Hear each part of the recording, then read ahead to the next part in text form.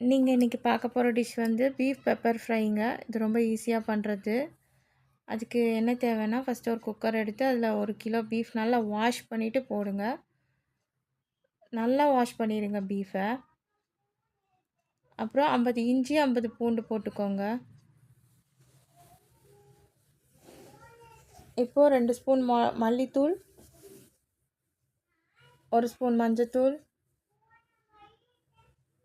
1.5 spoon மிளகாத்தூள் போட்டுக்கோங்க. மிளகாத்தூள் இது காரமாக இருக்கும். உப்பு தேவைக்கு போட்டுக்கோங்க. இதை நல்லா பெரட்டிக்கங்க. எல்லா பக்கமும் மசாலா நல்லா பிடிக்கணும்.